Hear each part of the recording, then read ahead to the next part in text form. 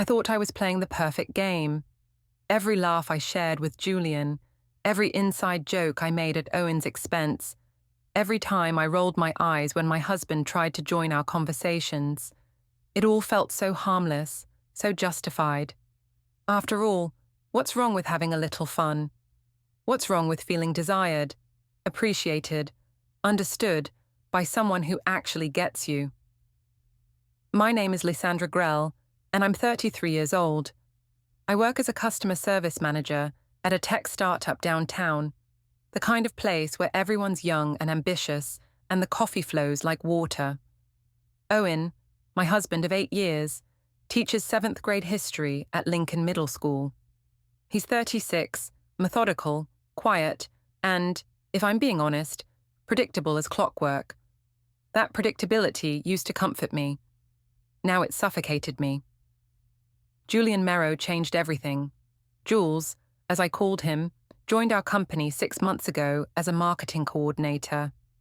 32, charming, with this easy smile that made everyone in the office gravitate toward him. He was everything Owen wasn't: spontaneous, witty, always ready with a compliment or a flirtatious comment that made my day brighter. "Your husband's a lucky man," Jules would say, leaning against my desk with that crooked grin. "Hope he knows what he's got." I'd laugh, feeling that familiar flutter in my stomach. "Oh, I'm not sure he does." It started innocently enough, coffee breaks that ran a little long, lunch conversations that had nothing to do with work, text messages that began about projects and evolved into personal jokes, shared frustrations, little secrets that felt delicious to keep. Owen wouldn't understand this, I'd tell Jules when he'd suggest we grab drinks after work. He's not really the spontaneous type. "His loss," Jules would reply, and I'd feel that validation I'd been craving for years. At home, I found myself comparing constantly. Owen would come through the door at exactly 5:15, kiss my cheek with the same gentle peck he'd given me for 8 years, and ask about my day in that careful, considerate way that suddenly felt patronizing. "How was work, Lise?" he'd ask, hanging his jacket on the same hook he always used. "Fine," I'd say, not mentioning that Jules had made me laugh so hard at lunch that I'd nearly choked on my salad, not mentioning the way Jules had complimented my new blouse, or how he'd said I was wasted in customer service, that I had the kind of mind that belonged in marketing. Our daughter Eva, 7 years old, with Owen's thoughtful brown eyes and my stubborn chin, would run to hug her father, chattering about her day. Watching them together, Owen listening intently to every detail about her art project or playground drama, I felt a strange mixture of affection and irritation. He was such a good father, such a steady presence. So why did it feel like settling? "Mommy, why don't you hug Daddy like that anymore?" Eva asked one evening, catching me scrolling through my phone instead of participating in their conversation about her upcoming school play. "What do you mean, sweetheart?" I asked, not looking up from Jules's latest text about our boss's ridiculous demands. "You used to hug him when he came home. Now you just say hi." Owen's eyes met mine across the kitchen table. There was something in his expression, not hurt exactly, but a quiet observation that made me defensive. "I hug your father plenty," I said, my voice sharper than intended. "We're not teenagers, Eva. Married people don't need to hang all over each other." That night, as Owen graded papers in his study and Eva practiced piano in the living room, I found myself texting Jules about the interaction. How my own daughter was policing my marriage now. How suffocating it felt to have every gesture analyzed. "Sounds like you need to get out more," Jules texted back. "Life's too short to feel guilty about being yourself." Being myself. That phrase stuck with me. When had I stopped being myself? When had I become this careful, measured version of Lysandra who thought twice before laughing too loud or staying out too late or enjoying the attention of an attractive man? The next day at work, I made a decision. Jules had invited me to the company happy hour. Nothing unusual there. Half the office would be attending.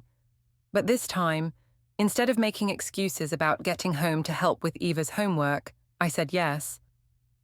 I'll be a little late tonight, I told Owen when I called him at school. Work thing.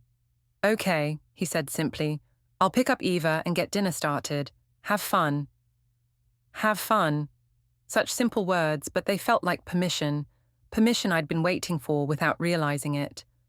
The happy hour was at Murphy's, a trendy bar downtown with exposed brick walls and craft cocktails with names like The Entrepreneur and Startup Sunset. Jules was already there when I arrived, looking effortlessly handsome in his navy button-down and dark jeans. You made it, he said, standing to pull out my chair. When was the last time Owen had pulled out my chair? Wouldn't miss it, I replied, accepting the gin and tonic he'd already ordered for me. He'd remembered my drink from our lunch conversations. Such a small thing, but it felt significant. The evening flew by in a blur of laughter and easy conversation. Jules had this way of making me feel like the most interesting person in the room.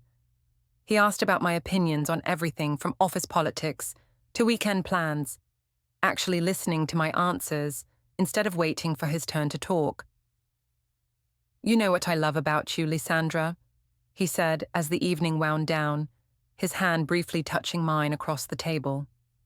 You're real. No pretense, no playing it safe.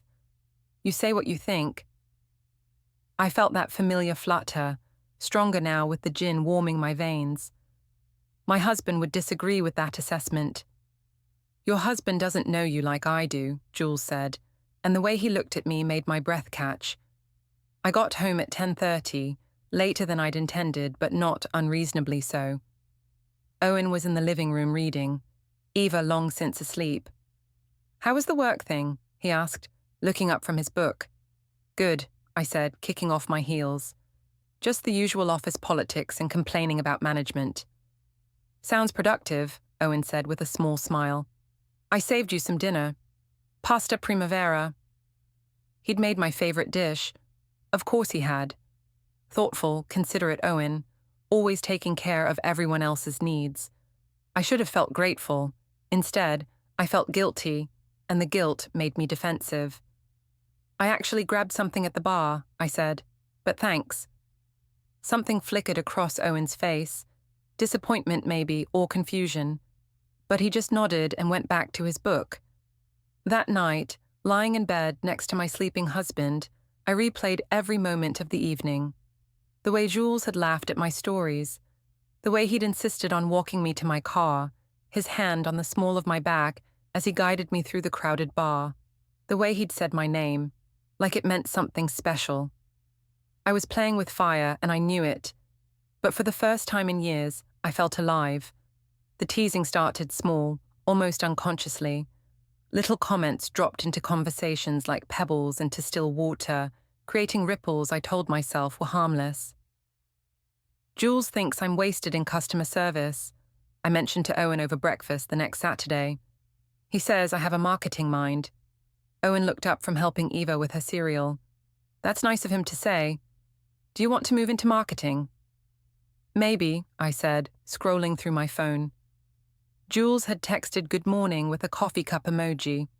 Such a simple gesture, but it made me smile in a way Owen's thoughtful breakfast preparation hadn't. It would be nice to work with people who appreciate my ideas.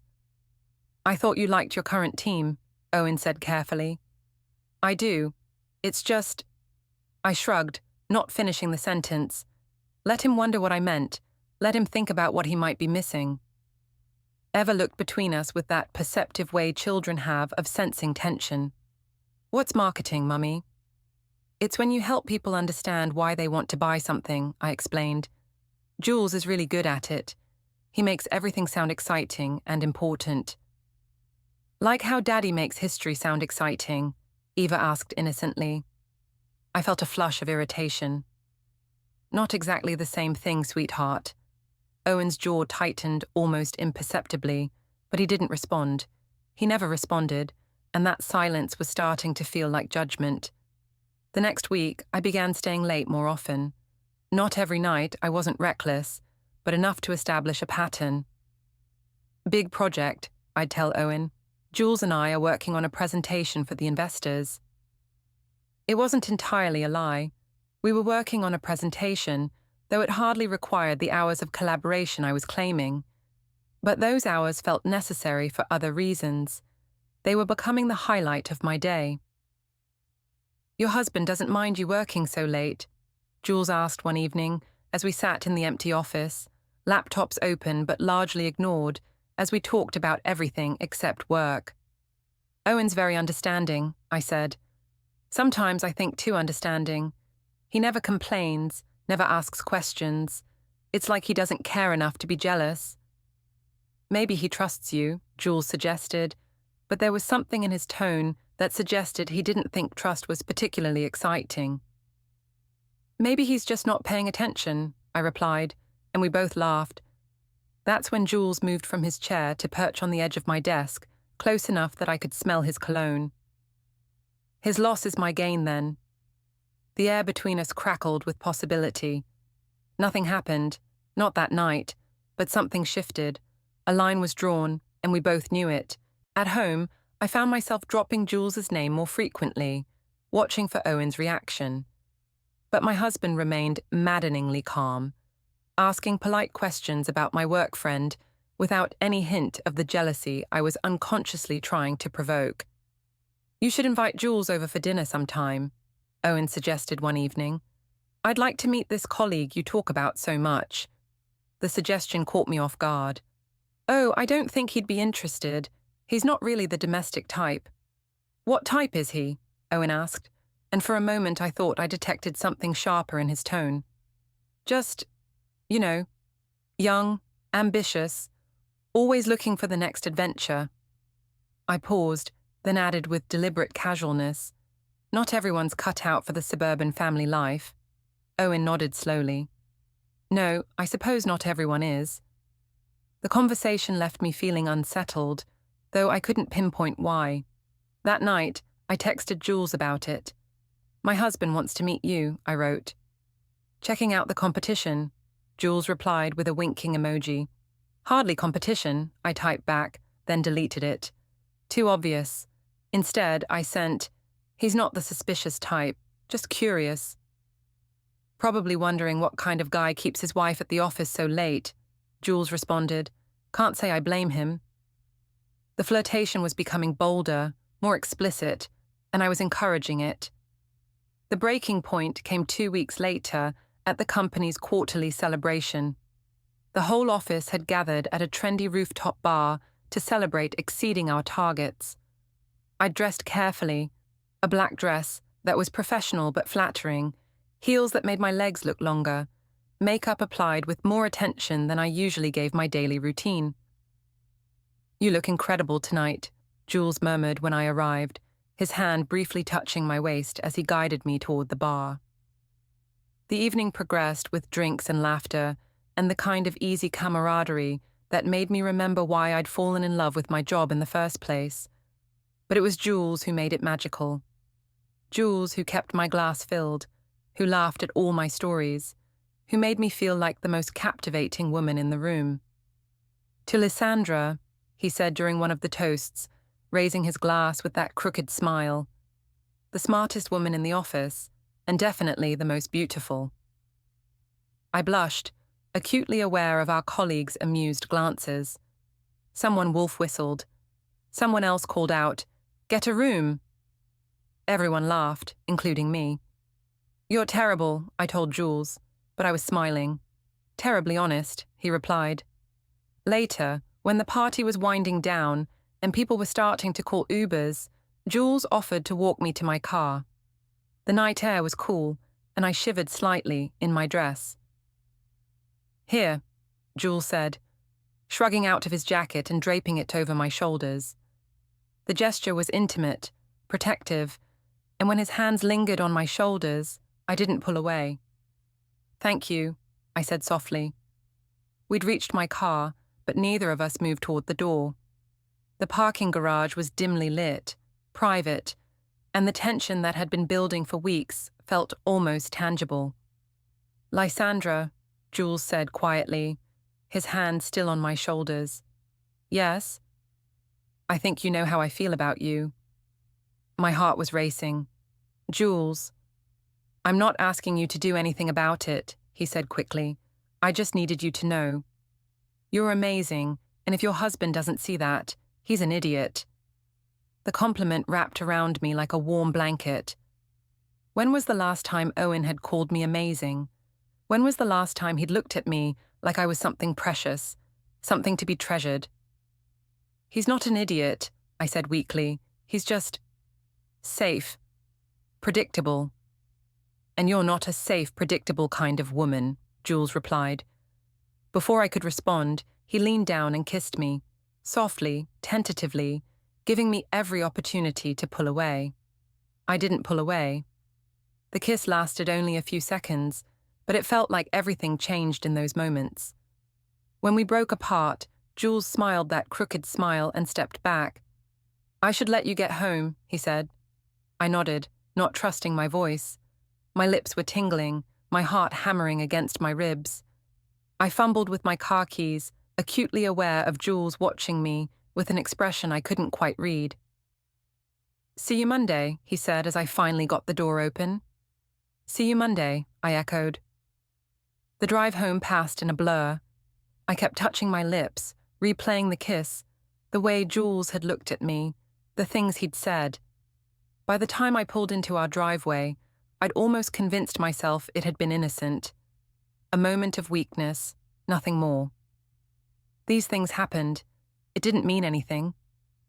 Owen was waiting up, reading in bed when I came into our bedroom. How was the party? He asked, looking up from his book. Good, I said, avoiding his eyes as I kicked off my heels. Just the usual office celebration. You're later than I expected. There was no accusation in his tone, just observation, but it made me defensive anyway. We went to that rooftop place downtown. It took forever to get an Uber. The lie came easily, smoothly. I'd driven myself, but Owen didn't need to know that. Ah, Owen said simply, and went back to his book.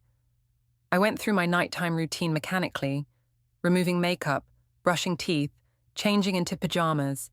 In the bathroom mirror, I looked for signs of what had happened, evidence of the kiss, of the line I'd crossed. But I looked the same as always. Maybe a little flushed, but that could be attributed to the drinks. When I slipped into bed next to Owen, he reached over to turn off his bedside lamp. Good night, Liz, he said, kissing my forehead with the same gentle peck he'd given me for 8 years. Good night, I whispered back. But as I lay there in the dark, listening to Owen's breathing gradually slow into sleep, I knew nothing would be the same. The kiss had awakened something in me that I'd forgotten existed. Desire, excitement, the thrill of being wanted, and I wanted more. The Monday after the kiss, I arrived at work early, my stomach fluttering with nerves and anticipation. I'd spent the weekend analysing every moment of Friday night, every word Jules had said, every look we'd shared. By Sunday evening, I'd convinced myself that I was making too much of a simple kiss between friends, colleagues, whatever we were. But when Jules appeared at my desk with 2 coffee cups and that familiar crooked smile, my carefully constructed rationalization crumbled. Thought you might need this, he said, setting down my usual order, medium latte with an extra shot, no sugar. He'd memorized my coffee preference, just like he'd memorized so many other small details about me that Owen seemed to overlook. Thank you, I said, accepting the cup and trying to read his expression. Were we going to pretend Friday night hadn't happened? Were we going to talk about it? What was the protocol for this situation? About Friday, Jules said quietly, glancing around to make sure no one was within earshot. I hope I didn't make you uncomfortable. You didn't, I said quickly. Too quickly. It was just, we'd both been drinking. Right, Jules agreed, but his eyes were twinkling with something that suggested he didn't believe that explanation any more than I did. Just the alcohol. Exactly. Good to know, he said, leaning against my desk in that casual way that brought him close enough for me to catch his scent, cologne mixed with coffee, and something uniquely him. Wouldn't want to complicate things. But even as he said it, We both knew things were already complicated. The kiss had opened a door that couldn't be easily closed, and every interaction now carried an undercurrent of possibility that made my pulse quicken. Over the next few weeks, our relationship settled into a new rhythm. Nothing overtly inappropriate. We were both too smart for that. But everything charged with an energy that made ordinary conversations feel like foreplay. Jules would find reasons to stop by my desk throughout the day. I would volunteer for projects that required his input. We began taking lunch breaks together regularly, sitting just a little too close in restaurant booths, letting our knees brush under the table. "You know," Jules said during one of these lunches, "I've been thinking about what you said, about your husband being predictable." I looked up from my salad, curious. "What about it?" "It just seems like a waste. You're this vibrant, intelligent, beautiful woman, and you're stuck with someone who doesn't appreciate what he has." The compliment sent warmth spreading through my chest. "Owen appreciates me. He's just not very demonstrative." "When was the last time he surprised you?" Jules asked. "Really surprised you? With something that showed he'd been thinking about you, about what would make you happy?" I opened my mouth to respond, then closed it. When was the last time? Owen was thoughtful in his way. He remembered to pick up my dry cleaning. He cooked dinner when I worked late. He never forgot important dates. But surprises? Spontaneous gestures that showed he saw me as more than just his wife and Eva's mother. "See," Jules said gently, "you deserve someone who sees you, really sees you." That evening, I found myself studying Owen with new eyes. He was helping Eva with her math homework at the kitchen table, patiently explaining fractions for the third time while I prepared dinner. Such a good father, such a steady presence. But when had he stopped seeing me as a woman and started seeing me only as a mother, a partner in the business of running a household? "How was work today?" Owen asked when Eva had finished her homework and gone to practice piano. "Fine," I said automatically, then caught myself. Jules was always asking follow-up questions, digging deeper, showing genuine interest in my thoughts and feelings. "Actually, it was really good. We're working on this new campaign that could be huge for the company." "That's great," Owen said, but he was already turning his attention to grading papers. "I'm glad you're enjoying the new projects." The conversation died there, as it so often did. Owen wasn't dismissive exactly, but he wasn't curious either. He didn't ask what made the campaign exciting, or what my role would be, or how I felt about the increased responsibility. He accepted my happiness at face value and moved on. Jules would have asked questions. Jules would have wanted details, would have celebrated my excitement, would have made me feel like my professional life mattered to him. The comparison felt unfair, even as I made it, but I couldn't stop myself. "Owen," I said impulsively, "when was the last time we did something spontaneous, just the two of us?" He looked up from his papers, surprised by the question. "Spontaneous how?" "I don't know. Went somewhere without planning at first. Did something just because it sounded fun." Owen considered this seriously, as he considered everything. "We went to that new restaurant last month, the Italian place." "I made reservations 2 weeks in advance," I pointed out, "and we talked about it for days beforehand. That's not spontaneous." "I suppose not," Owen admitted. "Did you have something specific in mind?" The question was reasonable, practical, and exactly the kind of response that was starting to drive me crazy. Why did everything have to be planned, discussed, analyzed? Why couldn't he just suggest something wild and romantic on the spot? "Never mind," I said. "It was just a thought." Owen looked like he wanted to say something else, but Eva chose that moment to call for help with a tangled piano piece, and the conversation was forgotten. That night, I found myself texting Jules about the interaction.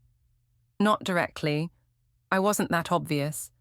But I mentioned feeling restless, feeling like I was stuck in a routine that was slowly suffocating me. "Life's too short for suffocation," Jules texted back. "You should do something about it." Like what? Like stop asking permission to be happy. The message sent a thrill through me that I tried to ignore. I wasn't asking permission. Was I? But as the days passed, I found myself thinking more and more about Jules's words, about spontaneity and surprises, and being seen for who I really was. I began staying late at work more frequently, not just for projects, but for the simple pleasure of Jules's company. We would order takeout and eat in the empty office, talking about everything from our college experiences to our dreams for the future. "What did you want to be when you were little?" Jules asked one evening as we shared Chinese food from paper containers. "A travel writer," I said without hesitation. I wanted to see the world and write about it. Make other people fall in love with places they'd never been. "What happened to that dream?" I shrugged. Life happened. College, jobs, marriage, Eva. You know how it is. "Do I?" Jules asked. "Because I think if you really wanted something, you'd find a way to make it happen. You're not the kind of woman who gives up on her dreams."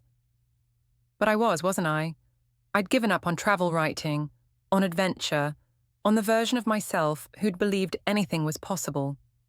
When had I become so practical, so willing to settle? "Maybe it's not too late," Jules said softly. "Maybe you just need someone who believes in your dreams as much as you do." The way he looked at me when he said it made my breath catch. We were sitting close together on the small couch in the office break room, and suddenly the space between us felt charged with electricity. "Jules," I said quietly. "I know," he replied. "I know this is complicated, but I can't stop thinking about you, Lysandra, about us, about what we could be." "We can't," I said, but even as I said it, I was leaning closer to him. "Can't we?" he murmured, his hand reaching up to touch my cheek. "Who says we can't?" This time, when he kissed me, I kissed him back without hesitation. This time, it lasted longer than a few seconds.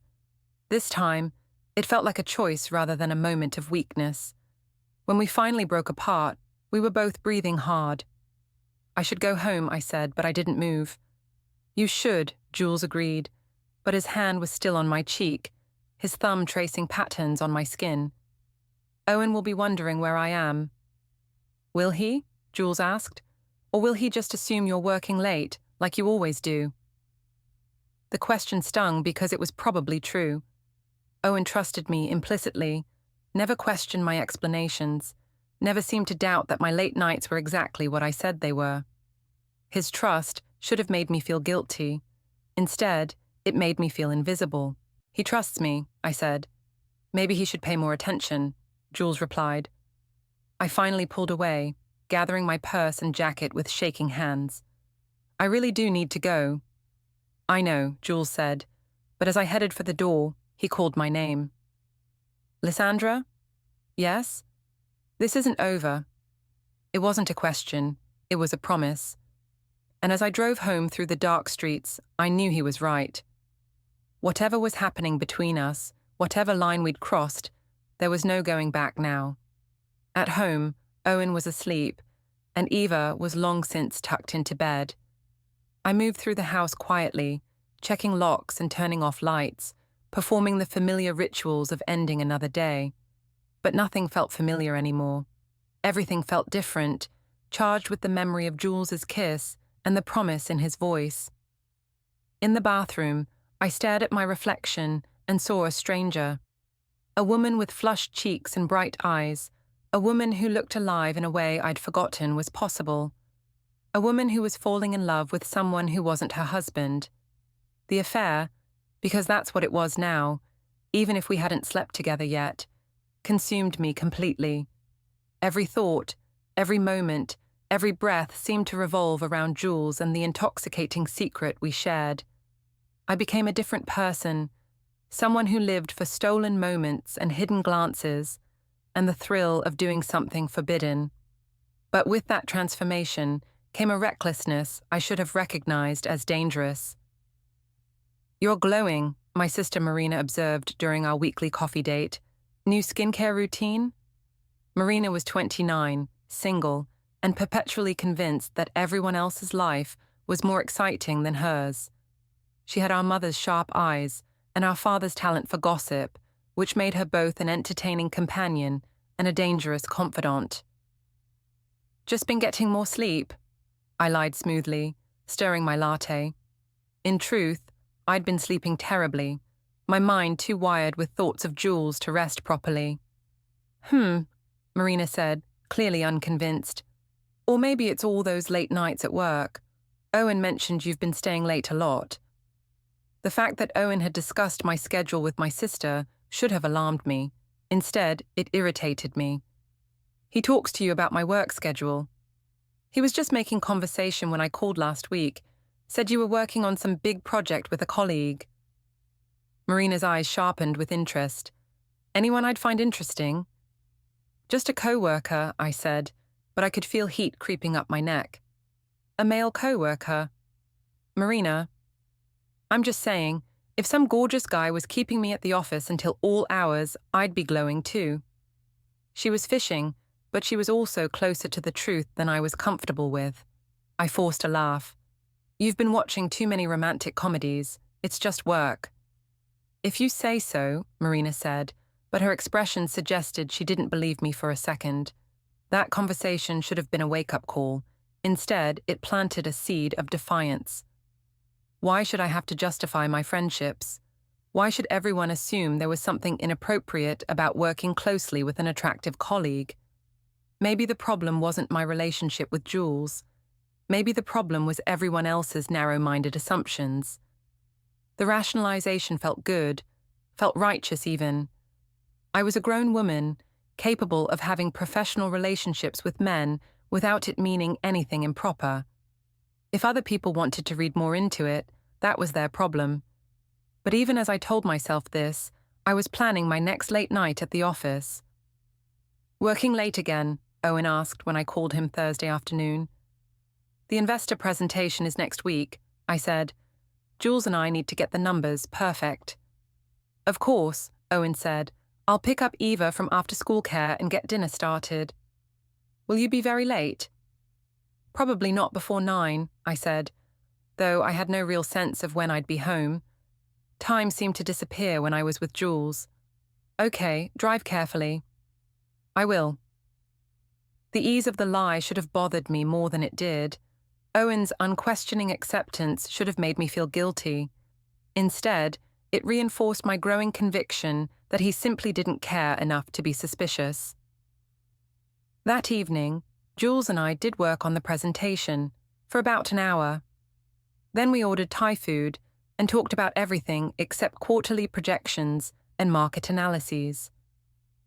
We sat close together on the break room couch, our knees touching, the air between us crackling with tension. "I've been thinking about what you said," Jules told me as we finished our pad thai, "about travel writing." "What about it?" "There's no reason you couldn't do it now. Freelance articles, maybe start a blog, build up a portfolio while you're still working here." The suggestion sent excitement racing through me. I wouldn't even know where to start. "I could help you," Jules said, his hand finding mine.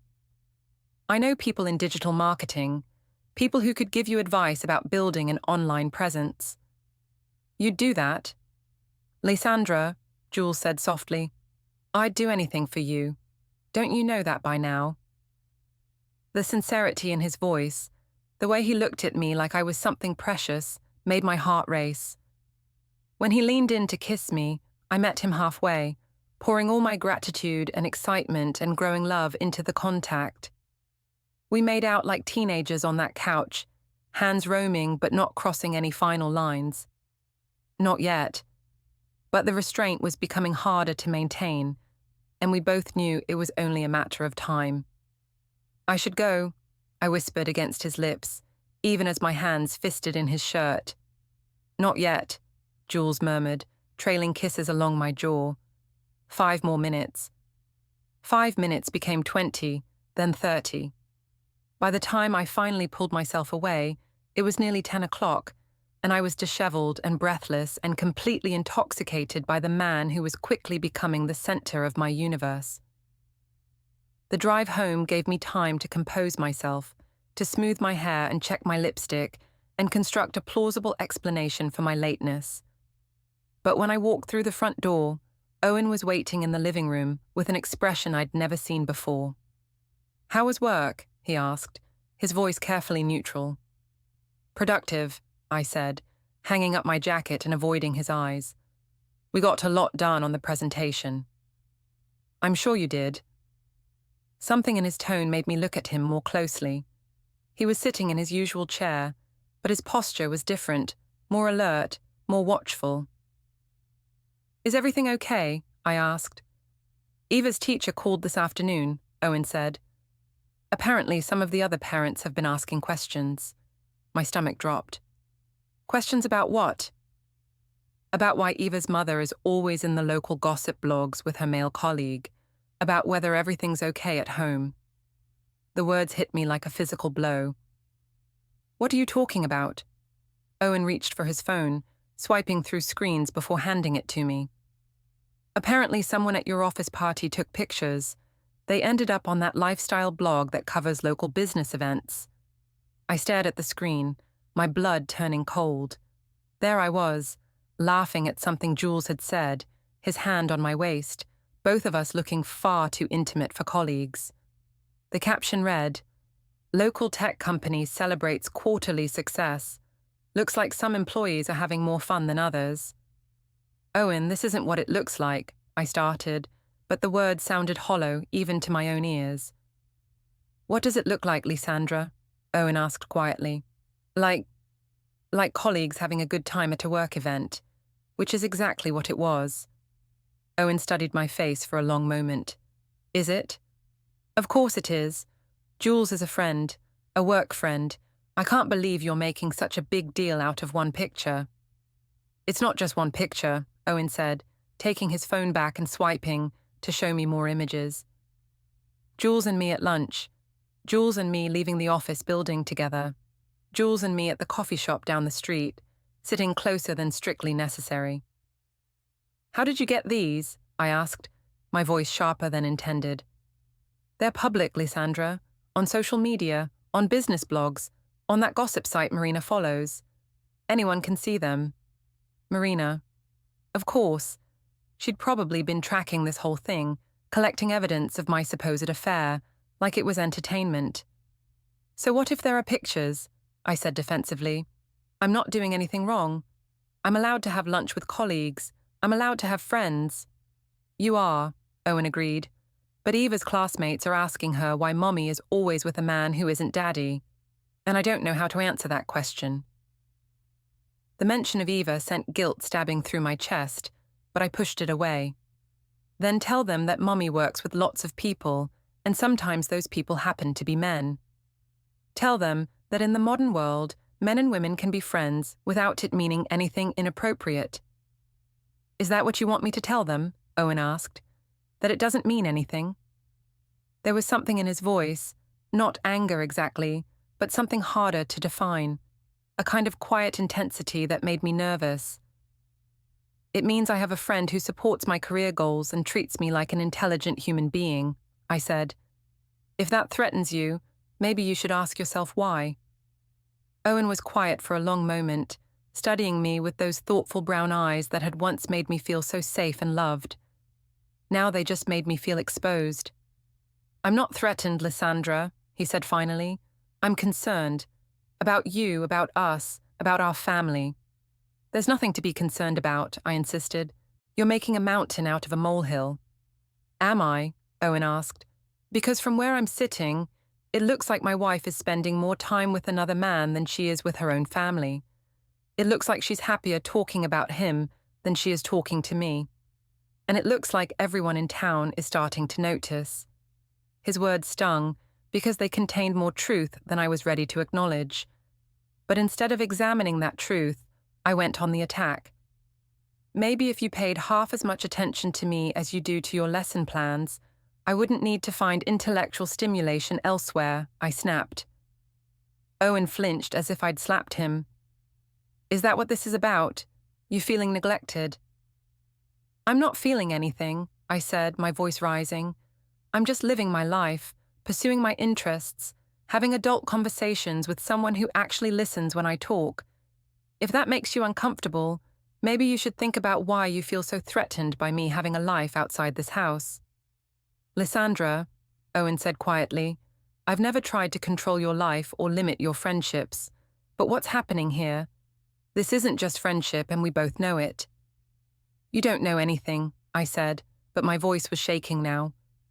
You sit in your study grading papers and planning lessons, and you think you know everything about everyone, but you don't.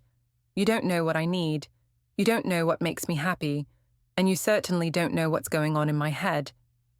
Then tell me, Owen said, leaning forward. Help me understand, because right now, it feels like I'm losing my wife, and I don't know how to fight for something when I don't even understand what I'm fighting against. The vulnerability in his voice almost broke through my defenses. Almost. But I was too far gone, too invested in the narrative I'd constructed, too addicted to the way Jules made me feel to back down now.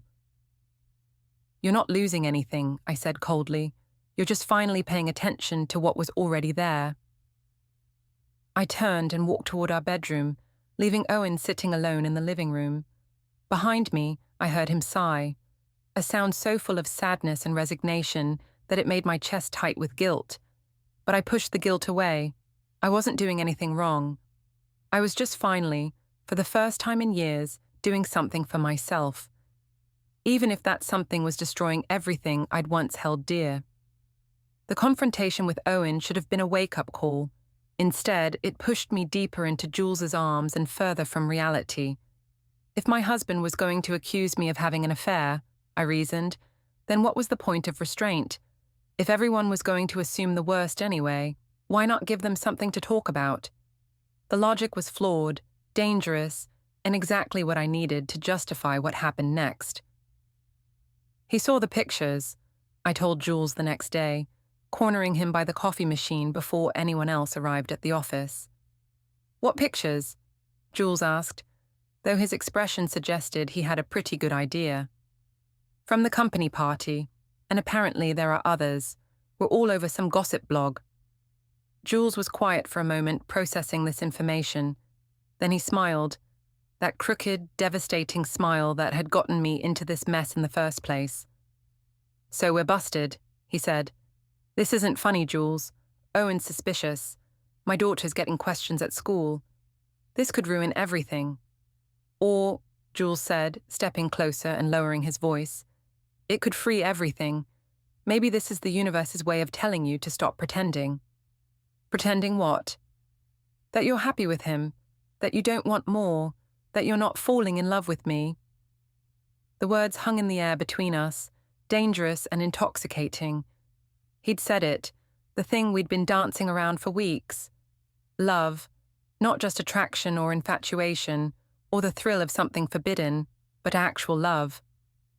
Jules, I whispered. I love you, Lysandra, he said simply.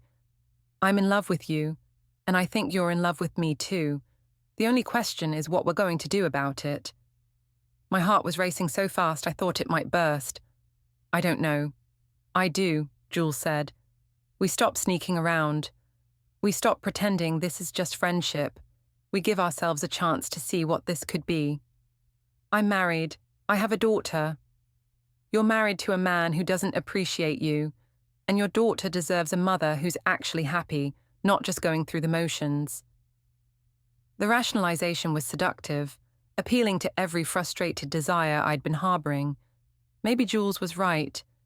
Maybe Eva would be better off with a mother who was fulfilled, passionate, alive.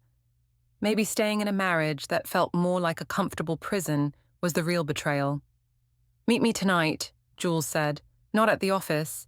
Somewhere we can actually talk, actually be together without looking over our shoulders. Where? The Marriott downtown, room 4112. I'll register under my name. The suggestion was clear, unambiguous. This wasn't about talking.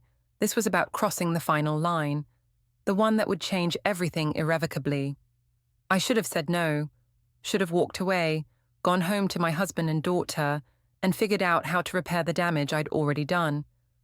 Should have recognized that I was standing at the edge of a cliff with no idea how far the fall would be. Instead, I said, "What time?" That evening, I told Owen I was having dinner with Marina. Another lie, added to the growing pile of deceptions that were becoming as natural as breathing. "Tell her I said hello," Owen said, not looking up from his laptop.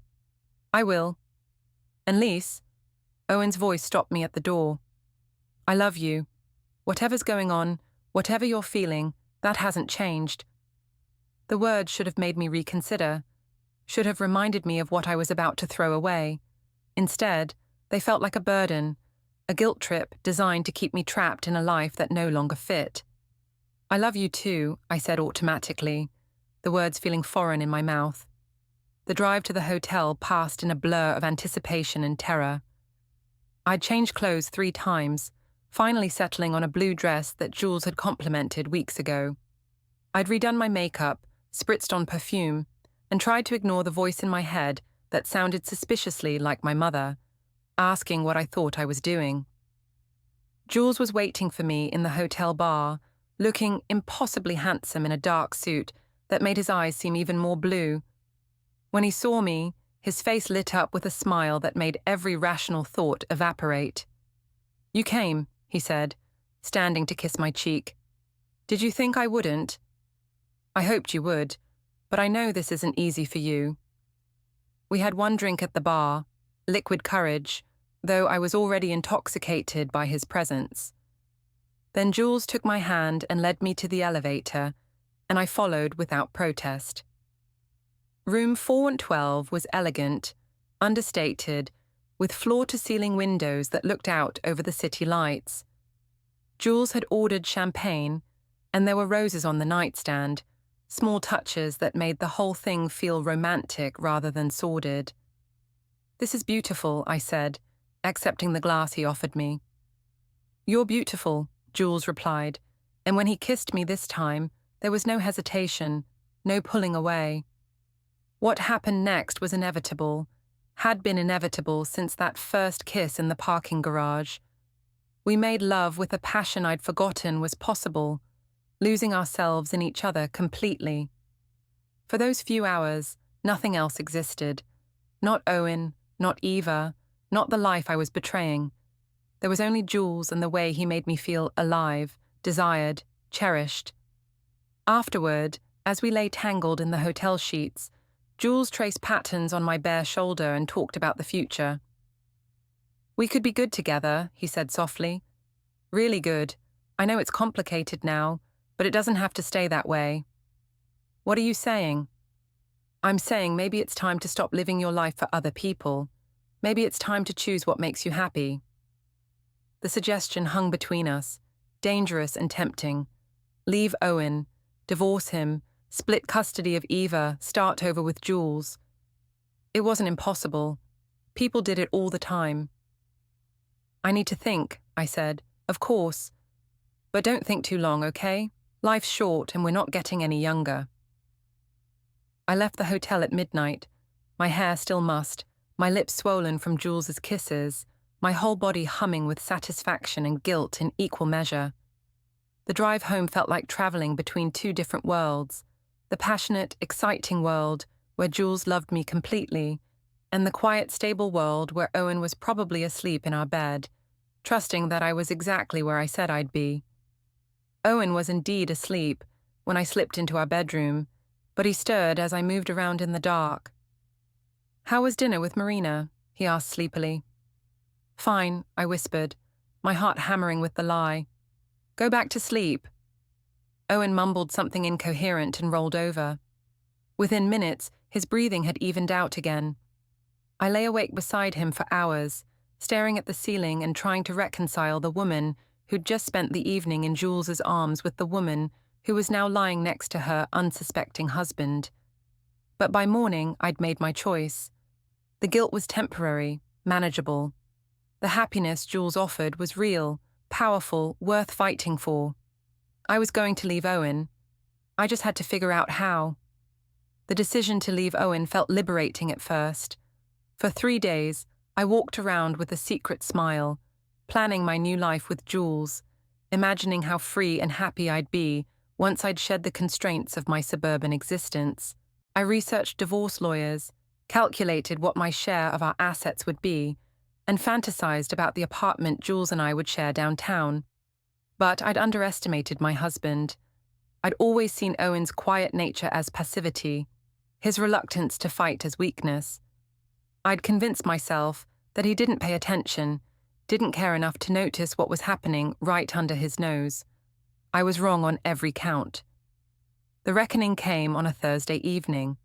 I'd just returned from another work dinner with Jules.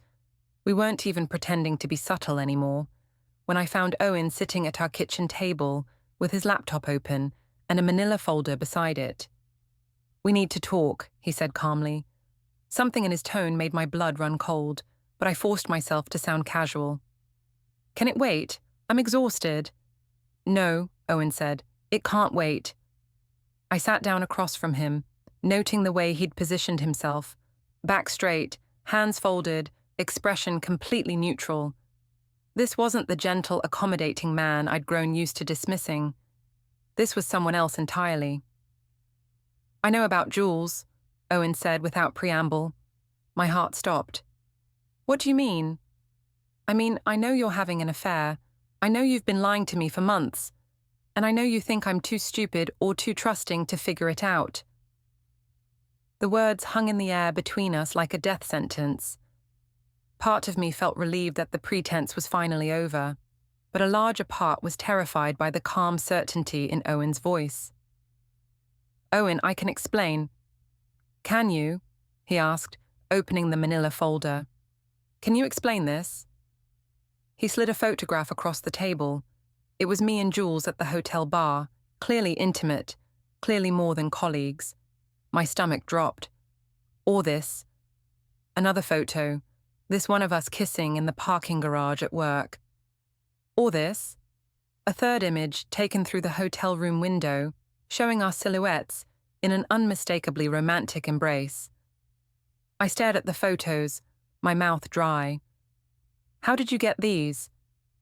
"I hired a private investigator 3 weeks ago," Owen said matter-of-factly. "After the gossip blog photos came out, and you made it clear you weren't going to be honest with me." "You had me followed?" I was outraged, which was ridiculous given what the photos showed, but the invasion of privacy felt like a violation. "I had my wife followed," Owen corrected, "the woman who promised to love and honor me, who's been lying to my face for months while carrying on an affair with her colleague." The calm way he laid out the facts was more devastating than if he'd screamed at me. This wasn't emotional Owen, hurt Owen, the man I could manipulate with tears and explanations. This was strategic Owen, methodical Owen, the man who'd been quietly gathering evidence while I'd been busy betraying him. "There's more," Owen continued, turning his laptop toward me. "Would you like to see the credit card statements showing charges at restaurants and hotels I've never been to? The phone records showing hundreds of texts and calls to Jules's number? The emails you thought you'd deleted?" I stared at the screen, seeing months of deception laid out in neat, organized rows. Every lie I'd told, every secret meeting, every moment I'd thought I was being clever. He'd documented all of it.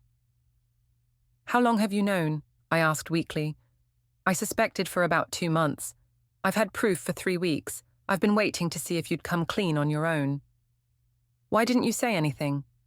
Owen's smile was cold, nothing like the gentle expressions I was used to seeing from him.